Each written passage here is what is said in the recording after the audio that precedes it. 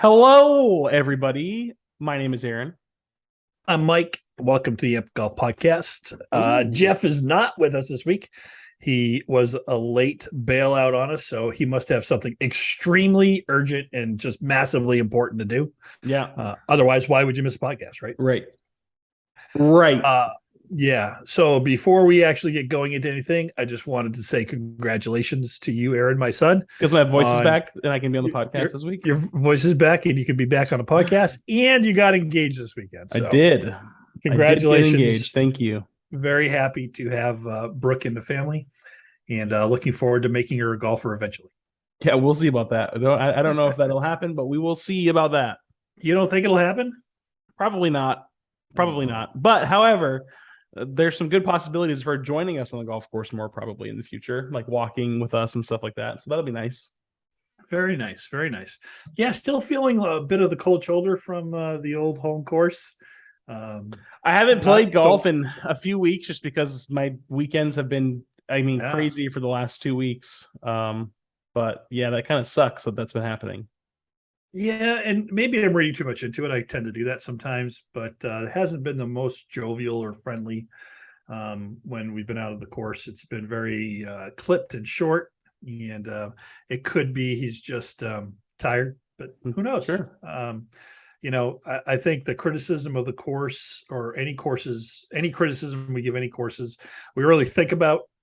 Sure. Um, we're not just going out there and throwing shade at everybody that we possibly throw shade at. We Right. play And some we great don't courses. and we don't hate Eagle Rock. No, Not even no, close. If we didn't enjoy it, we wouldn't be out there as much as we could playing. And I feel like the criticisms only ever see the negative. I enjoy Eagle Rock. I think there's a lot of great holes out there. I just think that there are things that again could be done to make the course a little bit better on, based on my opinion on the countless rounds that we've played there. There are some things that could change and there's some things that don't need to change. I agree. You know, I think when it comes to how the course has been set up in the past, which was extremely wet all the time, this year's been much better. ton better. A ton better. Actually getting rollout on Yeah. balls, and you're not having balls plug in the fairways, specific fairways that they would always plug in. I think the Um, conditions are better this year than they were the last couple of years, just yeah. because of that specifically, because it's not super wet and soggy. But I don't think there's anything wrong with us criticizing the fact that they don't care enough about telling people to fix their pitch marks on the greens or holding up pace of play, things like that. And that's frustrating because those are things that we have to deal with because we care and we fix our pitch marks and go out of our way to fix other ones. I think doing that stuff or at least making people aware that these are the expectations of the golf course because there's nothing like that out there. There's not a sign out there that says what the course rules, what is expected of you when you're on this course, and I think that's something that needs to be changed. Yeah, I think that the casual drinking golfers are the ones that do a lot of the damage when it comes to not fixing pitch marks, um, leaving spike marks in a green. I mean, even Leaving soft spike spikes, marks. there's I found massive glass. footprints, I found broken glass in the bunker a couple, and they're about a month ago. bunkers. Yeah, Like that is unacceptable. yeah. That's dangerous. It is. Um, It is. And it's dangerous not only to us, but to wildlife that goes through. There's a lot of deer and a lot yeah, of turkey and fox and other things. But the course could and should be spectacular at a venue people want to go to. It's a venue people want to go to have um, their outings sure. and to go and start drinking as early in the morning as possible. And there's nothing wrong with that. If that's your thing, that's great. And again, these are problems that, you know, for us as more serious, we want to go out, we want to play well, we want a good course when we play. Sure. They're not the same concerns that everybody else has. Well, So again, most people like that aren't going to care about the golf course. And I would say a lot of people that just go out to party and play golf, they don't care about fixing their pitch marks or going to fix a divot or these little tiny things that make the course more enjoyable for everybody else playing behind you. You know, driving right up to the green, playing in yeah, 5-somes and 6-somes right. I and mean, the 7-somes. amount of times I've seen people drive a couple feet off the green with a cart is ridiculous. You know, I mean, that's just crazy to me. Yeah, I agree with you, but it's a great course. It has the potential to be very challenging when they narrow the fairways and grow up the rough. Oh yeah, it's ridiculous. And I mean, some of these fairways are extremely narrow. Yeah. And if you go outside of them, you're going to be penalized for it because the rough does grow up. But there's no clear delineations between the fairway, a first cut, a second cut, right? Right. It's just fairway and then whatever Which is on again, the collar. And that's, I mean, that's not always the case with a, you know, every golf course. I guess you don't necessarily have to have a first cut of rough. no, you don't. And it But doesn't on a do better anything. course, right? Sure. You Yeah. kind of expect it. Sure. So, and the other thing was it was a city championship this weekend, and I went out on Sunday and watched Mary play, and there was leaves everywhere on the greens and stuff. It's like they didn't even bother to blow the greens off. And I know it's fall, but it's really early, you know, late summer still, right? Mm-hmm. And while there are some leaves falling, there's no excuse for not blowing off the greens, especially for the city championship. Especially for the city championship, that would be something where you would think that all the stops would be pulled out to make the course right. As playable as possible. You'd think, but I don't and know. Again, I don't want to sound that like this is I'm not holding a grudge or anything against anyone working at the golf course. You know, I think it's probably hard to find good help and people, you Absolutely. know, enough people to maintain it. But I think that there are things that can be done if you just focus on a few things here or there. I don't know. Maybe we have no idea what the fuck we're talking about too. But right. Well, I did ask for you know, superintendent to come on and talk to us about what it is and what it takes to maintain it, because we don't know, right? So maybe one of our listeners out there knows somebody that could come on and help explain what goes into maintaining a golf course. I know it's a lot because I've talked to some people, and I want to know, you know, is it harder or easier as the season changes and things happen? You know, just give it to us straight. Tell us if we're bitching about the wrong things, you know, because I feel like maybe we are, but these are things no matter that we, you know, experience all the time when we play that annoy us, you know.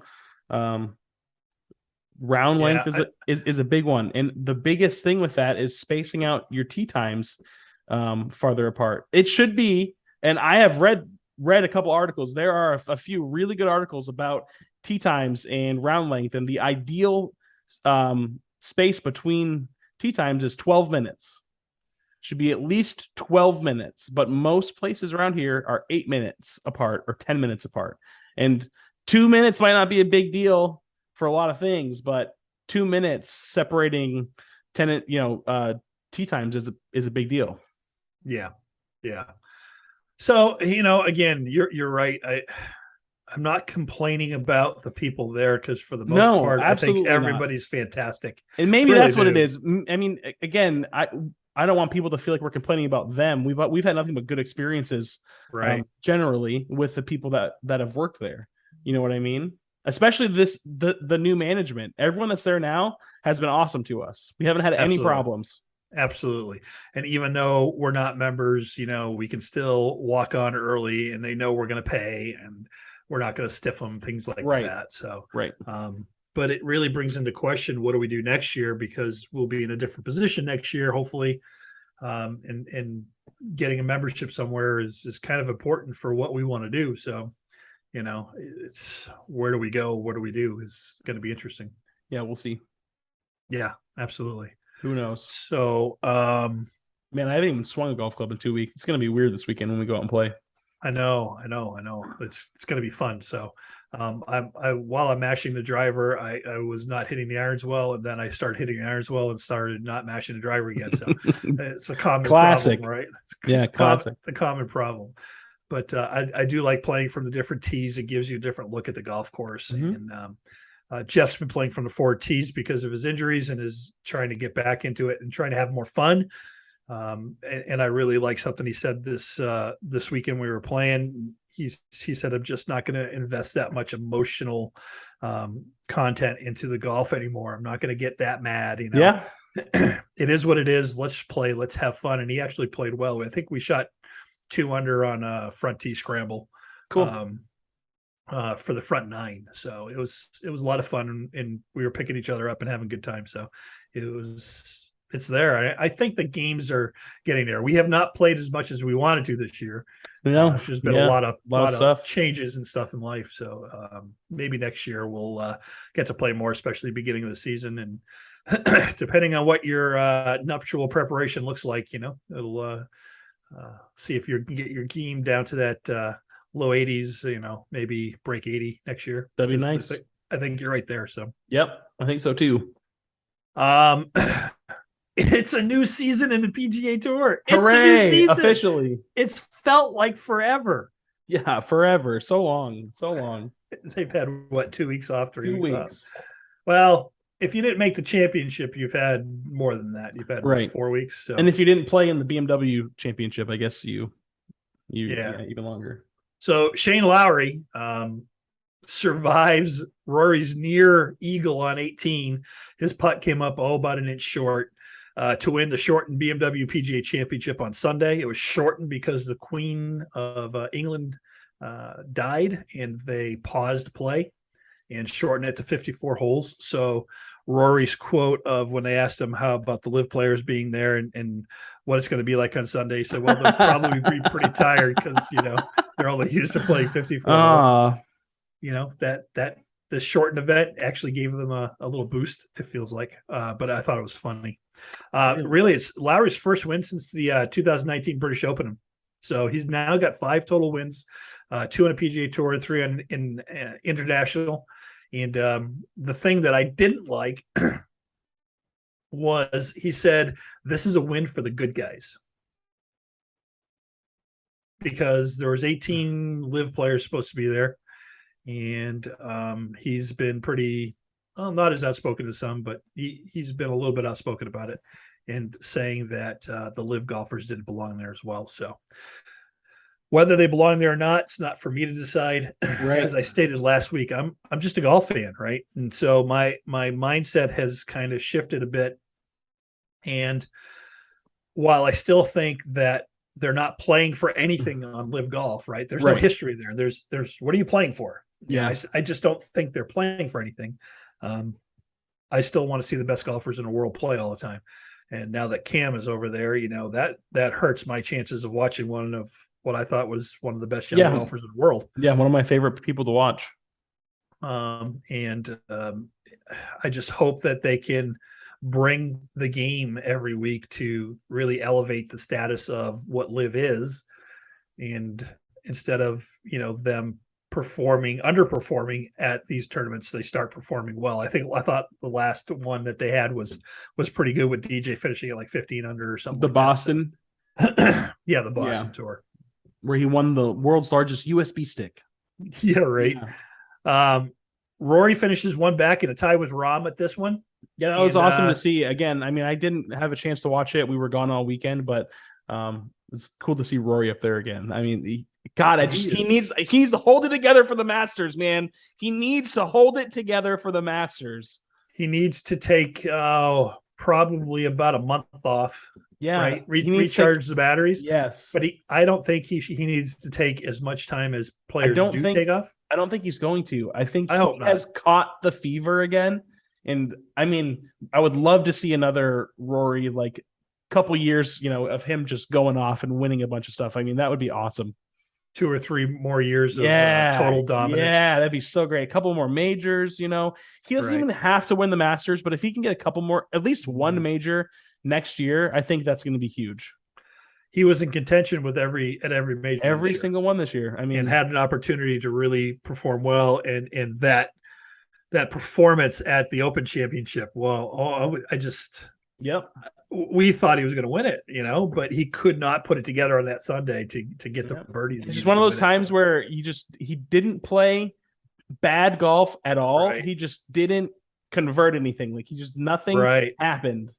Yeah. Yeah. And Cam played so well. I mean, his putting was just unreal on those greens. So Rahm did shoot a 62 on Sunday to get himself into contention and take the lead in the clubhouse. So nice. But Lowry hit just an absolutely amazing iron shot on the par 5 18th. He was like 242 yards out and he hit the middle of the green. So he missed the eagle putt, but was able to make the birdie putt to take the lead in the clubhouse. And that was really all it needed. Rory had to have that eagle. And while he gave it everything he could, he just came up short, which seems like the story of his year this year, except for the championship, the tour championship, which right? I can't believe he came back and won. That's still so crazy. I know.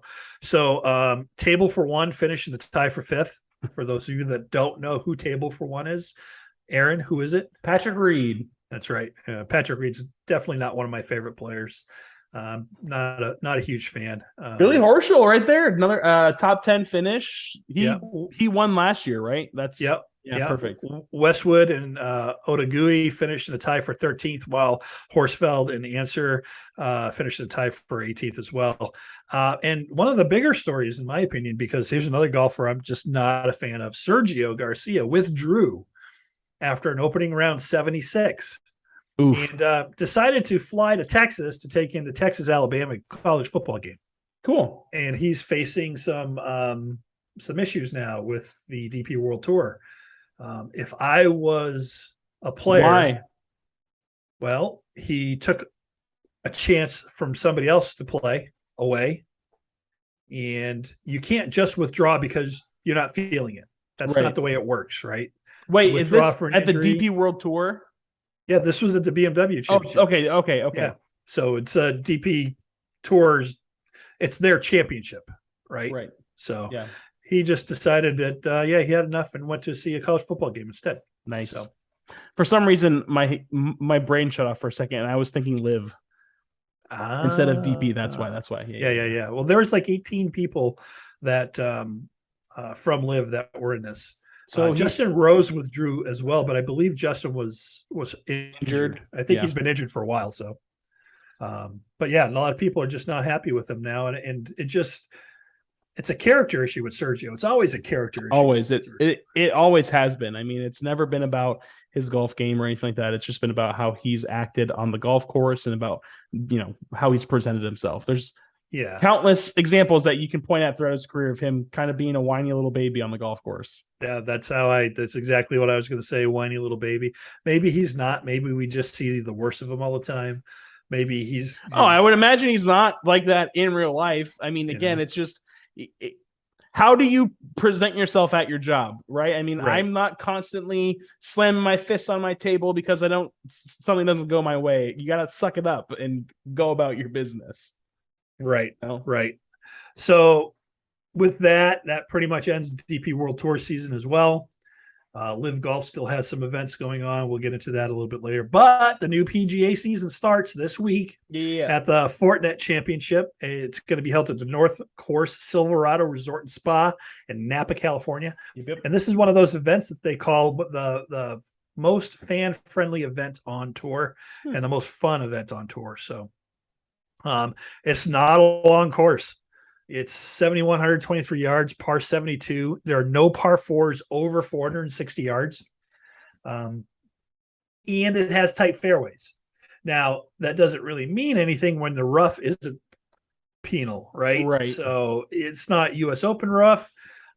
People can still fire for the greens when they're in the rough as long as you're a decent shot maker and pretty good at ball contact. You're going to do okay here. You don't have to be a bomber, but the bombers can bomb it, and missing it is not going to be the worst thing for them. Max Homa is the runner-up, or not the runner-up, the defending champion. Yep. Hideki Matsuyama is going to be there. Thagala, Corey Connors, Cam Davis, Taylor Penrith, Brendan Steele, Alex Noren, Maverick McNeely, Webb Simpson, Webb Simpson, Tom Hoagie are some of the big ones that are going to be there.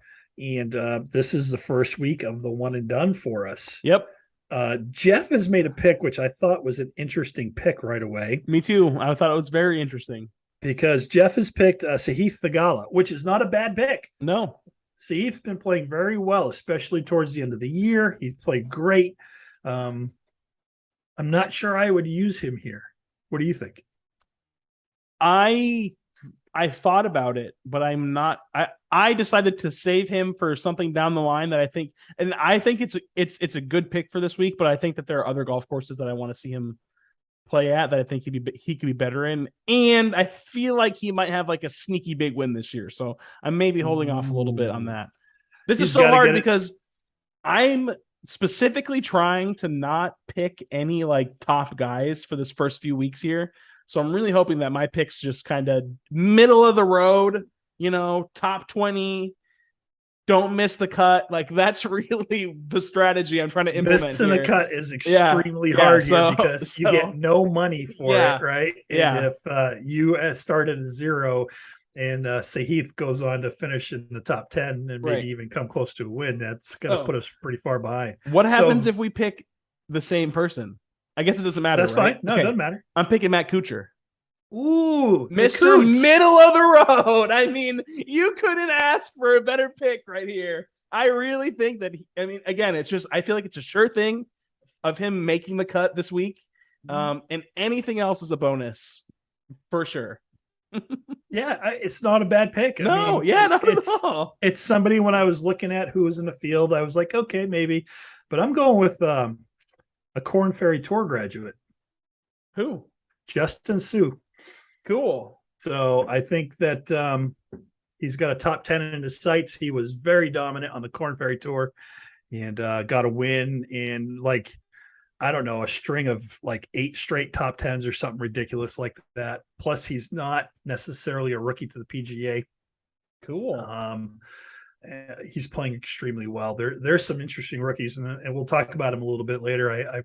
I'll throw some names at you because we're going to want to watch these players. I'm going to have to start here. I'm going to have to start getting some info on these guys, the few days beforehand, so I can really start putting together some actual good opinions.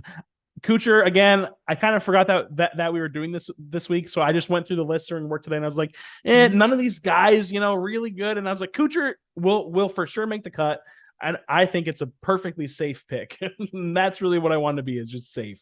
I think you're right on that one.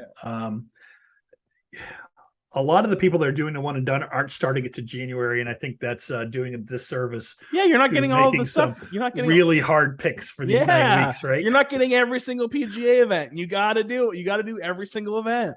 Makes it more difficult. It does make it more difficult, and things are going to be changing. With the changes that are happening and the top 70 retaining their cards next year, that gives an opening for a lot more players to make moves and stuff. Yeah, so for sure. We'll go over some of the changes to the PGA Tour in a little bit. Max Homa and Matsuyama and Theegala are the betting favorites. Yeah, I would bet on Max. I think that he's probably got just as good a chance to win it again. I think it's a good course for him. And I think we could see him up there. I love Homa.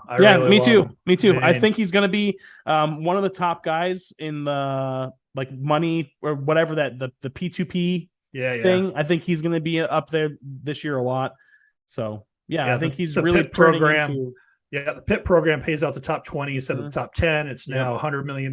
So he's going to be relevant. He's already being more vocal and talking more. I just want these players to start talking to each other. Yeah. Look, I understand you went to live, and while I don't agree with it, that doesn't mean I have to hate on you or talk shit about you all the time, right? Right. Players have to do what's right for them, and if money was the right thing for them, they made the right choice. Who the hell am I to tell them no? Nobody should be telling them no. I do agree that the history is a problem. There's no history there, so they don't have a chance to play for anything unless they can still get into the majors. What are you playing for? Right. Money. And Patrick Reed saying this bullshit about, I want to play less golf. And now he's playing all over the freaking world. He's going to be playing in France. He's going to be playing the Asian Tour. He's going to be playing here. He's going to be playing there. Don't give me that bullshit. Right. Right. Just say why you did it. And I respect you more for it. Yeah. That's why, again, HV3, he was so we didn't have a problem with it. He was like, it's going to help me do a lot of things that I wouldn't have been able to do. It's going to be good for me. Go for it. Yeah. And honestly, how many of these players would still be relevant today on a PGA Tour, meaning that they're going to be dominant and take stuff. Cam Smith, maybe I think Bryson. DJ probably had a couple, years that he could probably Yeah. still do some good stuff. DJ was his mid 30s, right? So Bryson. he's coming up the edge. Bryson still has stuff. Brooks hasn't done anything Yeah. since his injury, right? He's still not the same person. So, like I said, I still would like to see Cam play, and I think his game is pretty spectacular, actually. So I think he had a legitimate shot at Player of the Year and everything, which Scotty won. So, interesting. Yeah. Interesting. So Live Golf plays in Chicago this weekend. They're at Rich Harvest Farms in Sugar Grove, Illinois. So pretty much not anything has changed except for David Puig is set to make his professional debut. He's a former standout at Arizona State and is one of the top 10 players in the world as ranked by the amateur golf rankings. So he's in an interesting position, right? So he's never played on the PGA Tour, or he's not a card member of the PGA Tour. So does that mean if he plays a few events, makes some money on Live and does okay, he can go, okay, I'm ready to play on the PGA. Right. What's his name again? David Puig, Puig. Yep.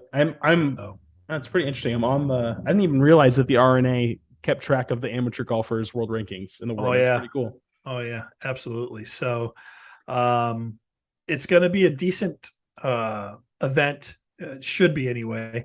I still can't get over the team names though, because here's the thing, and this is I think something they could do differently, right? You got to have team names that resonate with the fans, and they have to have merchandise that the fans want to buy. This has got to be part of the business model, right? Yes. So, yes. Are you going to buy something that says 4 Aces or High Flyers or Punch on it? No. You want to know why? Do you want to know Why? why? Because it sounds like team names that you would pick in like backyard baseball or like a really it's like a kids golf video game that you would pick the team names for. Right. Yeah, they're just not great. They're just not great names.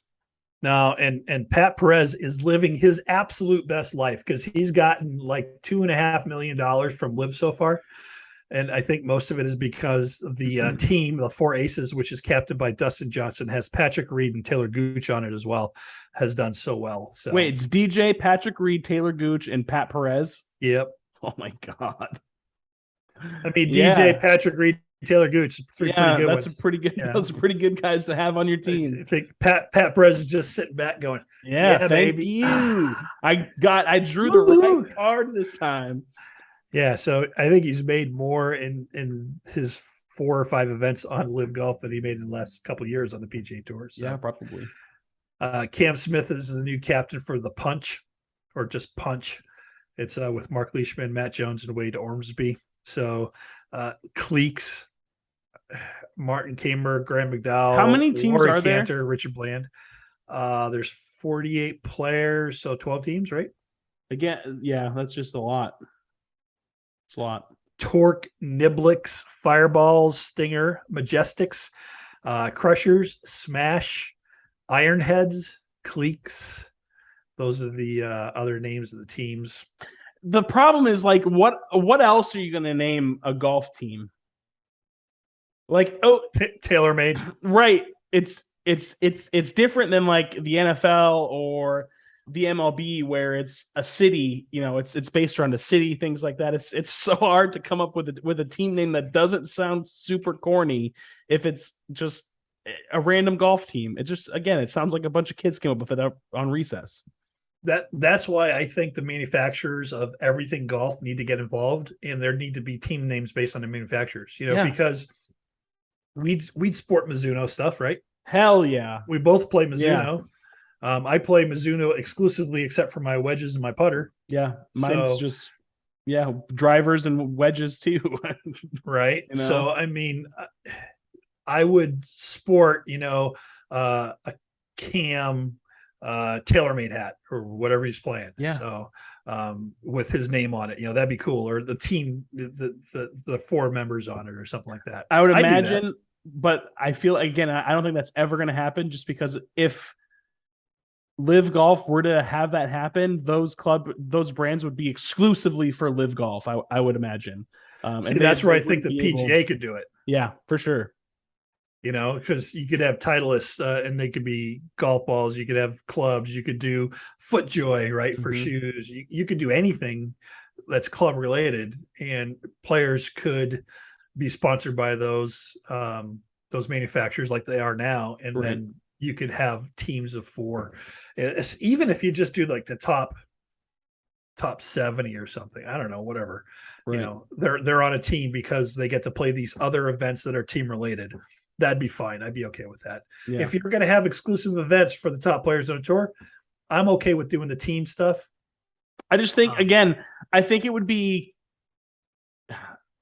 it's almost like better to kind of treat it as a joke. Like, do the teams change ever, or are they like set in stone? I can't remember what the specifics are. they're set in stone. I think what can happen though is players can be replaced on that team because a better player came in to live. Mm. So, like the who are they? The This is interesting, right? Because Bubba Watson is a non-playing captain because of his injury. Oh, okay. HV3, Hudson Swafford, James Piot, and Turk Pettit are the team. Those are the team members. Right. So one of those people is going to go, and When- it's not going to be when HV3 or Bubba- Hudson Swafford when Bubba Right. comes. And so what happens to those players? Right. Yeah, that's true. Good luck on the Asian tour because that's the only tour that's going to let a play right now, right? Right. Oh, I did hear a story where one of the biggest clubs in Australia, it's like the Royal and Ancient something in Australia, Liv approached them about holding an event, and they said, no, fuck off. That's great. Right? It's just one of the biggest, best clubs in Australia. Liv was trying to get an event there, and they said, no, we don't want anything to do with you. Oh my god. So that's kind of make the Saudis go, oh shit. Right? They need to get into these big clubs. They need to get tour quality courses to play, right? Mhm. They can't just keep playing resort courses, right? No. They have to do something else. So I want to pay a little bit of attention to it if I can, even if I'm just watching reruns. I want to hear Faraday on there and see how that sounds and see if the coverage has gotten more watchable for me because Right. it's hard to watch. I'm used to the PGA pace and that, so that's not really fair to Liv because it's new. So I just want to give them a chance, I guess. Right. So, but anyway, so they go off on Friday, their 54 hole event, and it'll be very, very interesting to see if Cam can come and play as well as he did in his first event, where I think he tied for third or fourth. So Lahiri also played very well in his first event. So I think he's an underrated player. And like I said last week with Jeff, I think the PGA Tour needs to be global. I know it's difficult to do it. If I lived in another country and I never got to see the best players play, except on TV, that kind of sucks. Right. So hopefully they do something different. But anyway, so Scotty won the Tour Player of the Year. Yep. He got 89% of the vote from the players, which is pretty spectacular. And just remember, he was the 2020 Rookie of the Year as well. Wow. So 2020 Rookie of the Year, 21-22 PGA Tour Player of the Year. And he joined Tiger Woods, DJ, Fred Couples, and Ian Woosnam as the only players to win the Masters while being world number one. Wow, really? Yep. He also joins Woods as the only players to win a major and a world WGC title among 4 triumphs in a PGA season. Cool. So, definitely not as dominant as Tiger had been, because Tiger was pretty dominant consistently for a long period of time. Man, that run he had up through the Masters was crazy, though. It was scary, right? Yeah, scary stuff. So Corn Ferry is sending a bunch of people to the tour. Yeah. Wesley Bryan did not retain his tour card. Yeah, I saw that. Did you watch it? Yeah.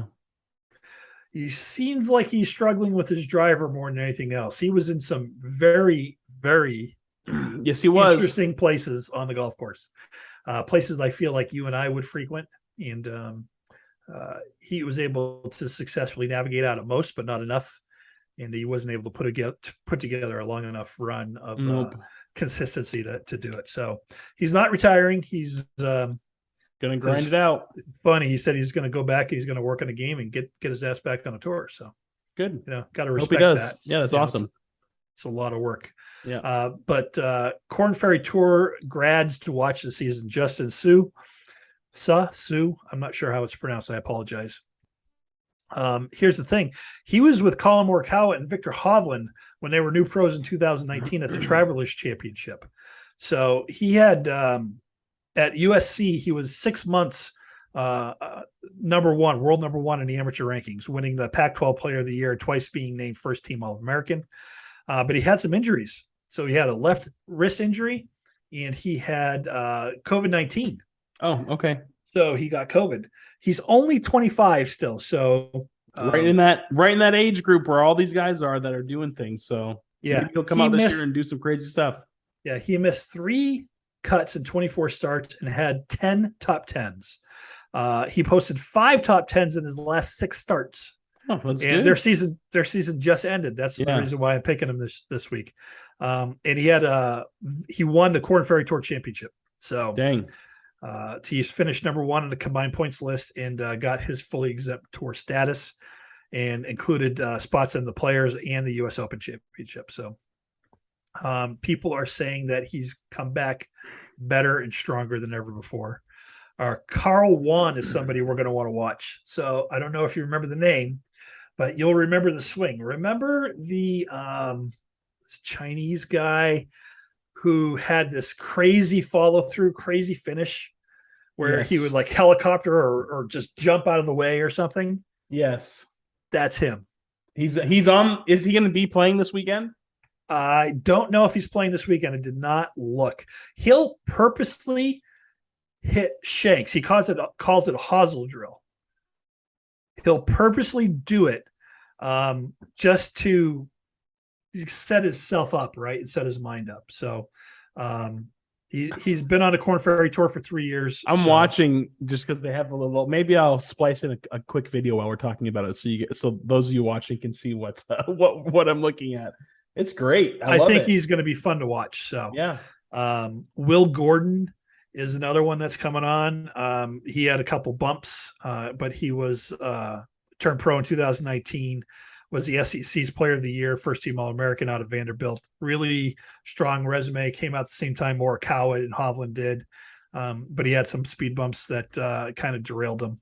Mm-hmm. And he missed like half his cut and recorded just 2 top 25 finishes in his first real full season. So Taylor Montgomery is another one that I want you to pay really close attention to, because I think Sue and Montgomery are going to be the 2 that come out of this class that are going to be the Cam Youngs of the coming year. Mm-hmm. I think they're going to be the Cam Young C. Thagala. I think both of their resumes, and I've watched them both play and seen clips of them. They're awesome. So he's a Las Vegas native, grew up playing money games or around money games, they said, at Shadow Creek, where his dad's a longtime manager. So he's looking really good. He's 27 years old, so he's not young. He's got a lot of experience. Brandon Matthews is another one that's to pay attention to. Byung Hun An is another one. He's another Korean that's going to be just busting his ass and working hard. Who's the other ones? Ben Griffin is another one to pay attention to. Michael Kim and Kevin Yu. So those are some pretty interesting names to pay attention to this year. I'm sure there'll be a few more that come out, because I think 25 players earned their card at the last after the finals of the Corn Ferry Tour event. Right. So I think we're going to see some pretty spectacular rookies coming out and keeping the game going. Yeah, I mean, hopefully they stay here, and if they go to live golf, they just won't have the exposure that they would have had on the PGA Tour, right? Yeah, they'll make money, which is great, and but the PGA Tour again has addressed all these issues, and people gotta.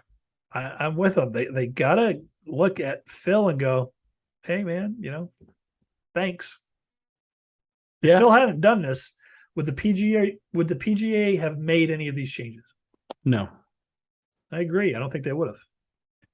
So, and that's why I think Monahan needs to go. I don't think Monahan's the leader. I don't think he's in touch with the players and what the players want. And I said it last week and the week before when we announced that the PGA Tour hired somebody to be a liaison between Monahan and the players. The hell do you need a liaison for? Right. What are you doing that's so important that you can't listen to your membership? Right. So I kind of find that to be a little bullshitty, but whatever. So for those that don't remember, they announced that 12 events would be moved to elevated status starting in the 2022-23 season, with an additional 4 tournaments set to join that level. So that's 16 events, right? And that I don't believe includes the majors. So that's 20 total events there. So the revised PIP program is $100 million, 20 players. And they are getting rid of some of the stats that make up who's going to win it. Include some of the BS, popularity stuff, Sure. like that. So, the top PIP players are also required to play 3 additional FedEx Cup events that are not included in the elevated series.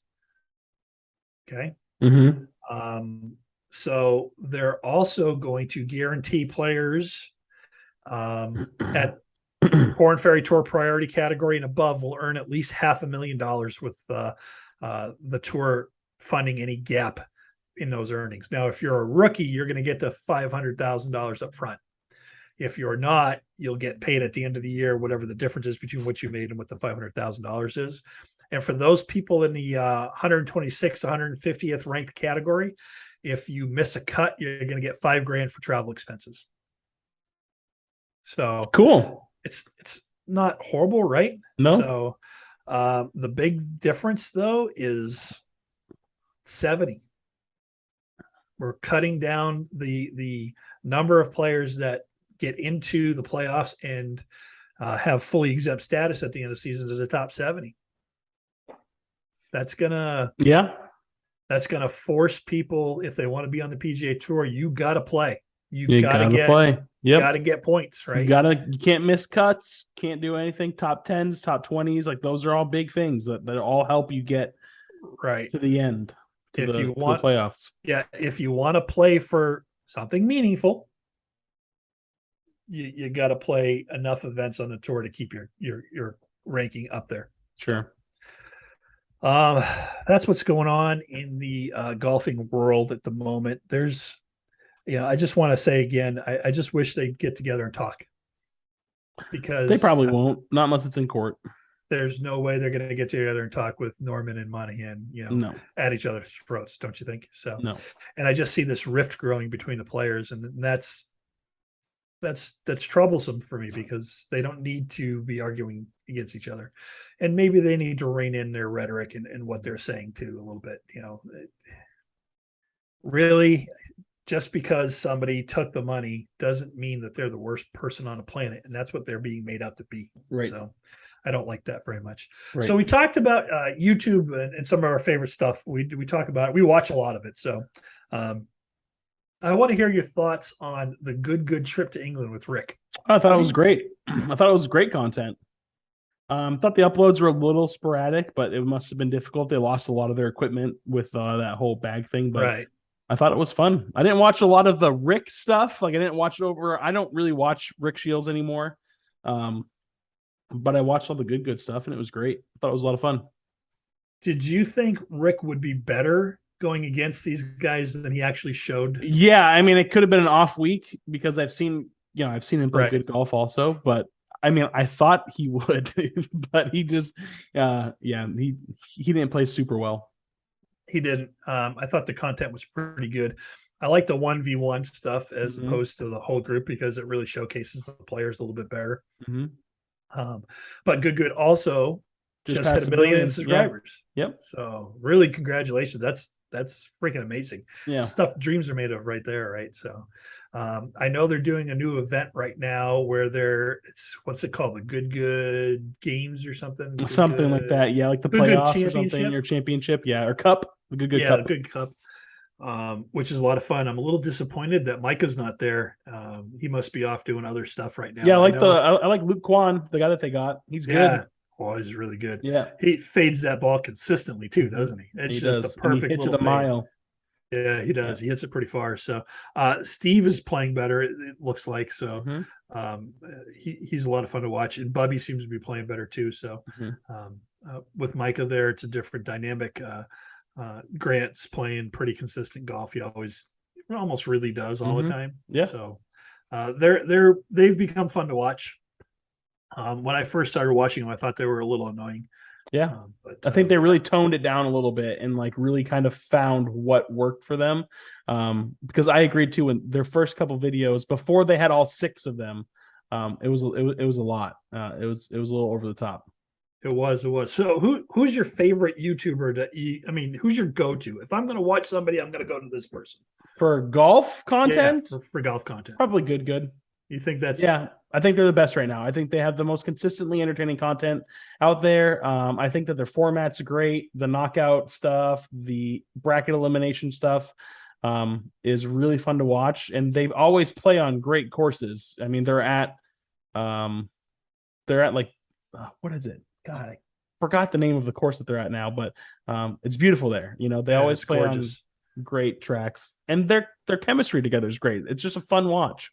It is. If I'm just wanting to veg and watch some golf, I go to Zach Radford all the time. Him and Matt are in New Hampshire.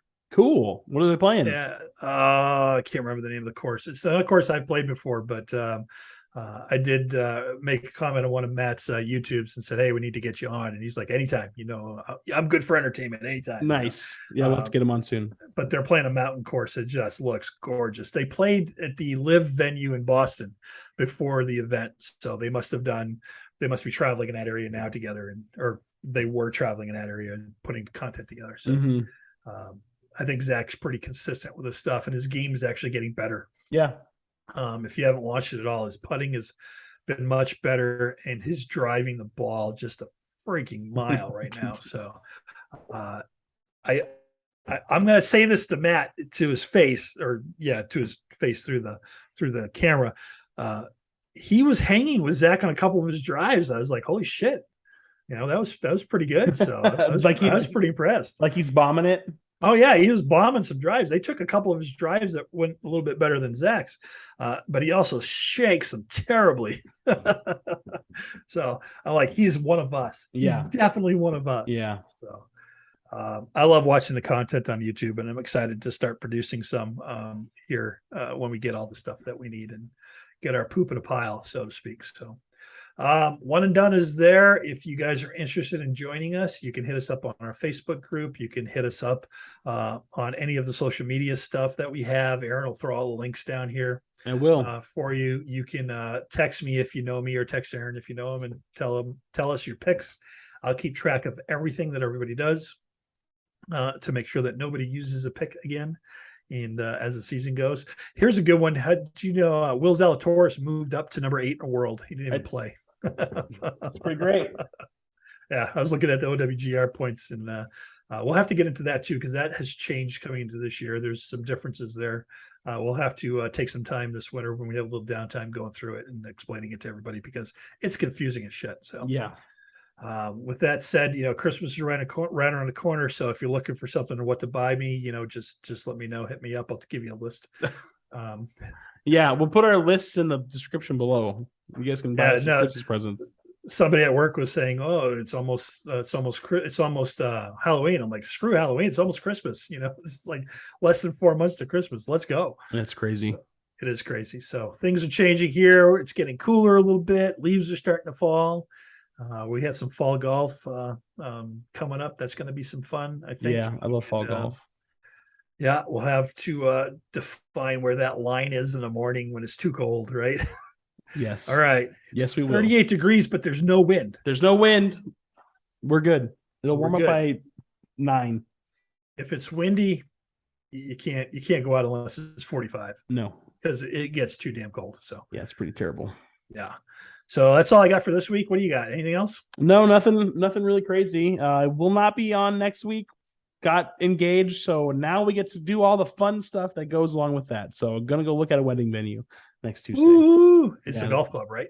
No, it is not the golf club, unfortunately. we couldn't find any that would let us be there longer than 5 hours, which is Really? ridiculous. Yeah, it's so ridiculous.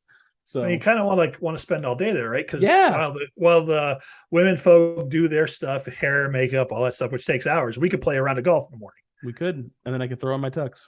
Then we could just, get back, take a quick shower, throw the tux on, and Right, we're good to go. party on down. Oh yeah. So Oh yeah. that's all we got for this week. Thanks for listening in. We appreciate everybody, and we hope you have a good week. Bye, everybody.